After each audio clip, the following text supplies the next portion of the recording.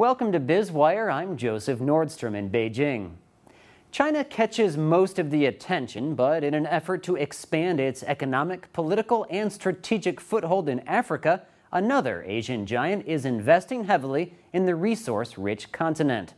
China has scores of headline-grabbing billion-dollar projects across the 50-plus African countries, but some say India's path could put a dent in Chinese influence in the region.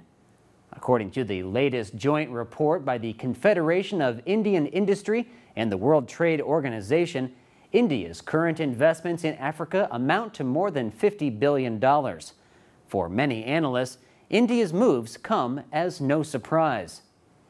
Chinese investment is often pigeonholed in the media as being all about natural resources, which is an oversimplification. India also needs resources, and it's an easy way for journalists to describe its presence in Africa too. The real story of China and India in Africa, though, is much more interesting. Africa's vast deposits of oil, gas, gold, silver, copper, uranium, and diamonds still conjure images of a present-day El Dorado. The riches held in these resources is an old story, but China and India's interest in Africa digs deeper. According to a WTO report, overall trade between India and Africa grew at over 32% between 2005 and 2011. Even more importantly, Indian private investment in Africa has surged, with major investments in the telecommunications, IT, energy, and automobile sectors. The Indian Chamber of Commerce and Industry says the group aims to lead Indian companies in raising bilateral trade with African nations to $100 billion by 2015. The trade group says it takes competition from China seriously and wants to lead the race in Africa. Analysts see Africa increasingly as a battleground for trade between the emerging giants, China and India. There's no doubt who is leading, but in an effort to keep up with China's impressive expansion in Africa, in March, India pledged $5.7 billion in grants and credits for developmental projects.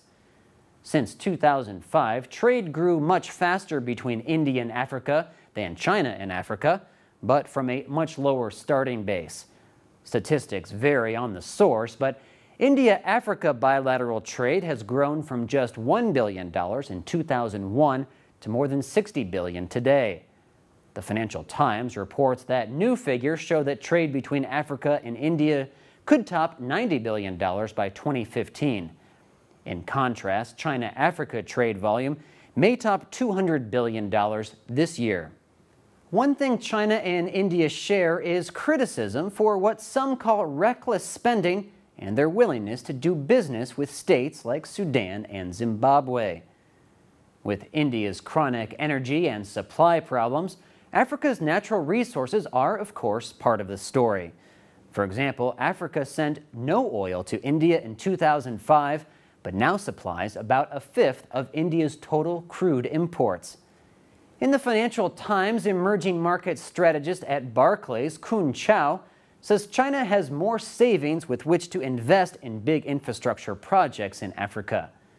Chao says India has taken a different approach, and while its investment and trade will continue to grow, the total will not be able to rival that of China in Africa.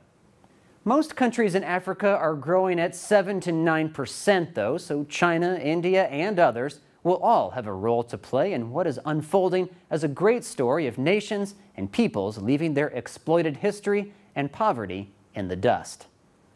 You're watching BizWire on the Blue Ocean Network. We'll be right back with more insight into the big picture of China's economy.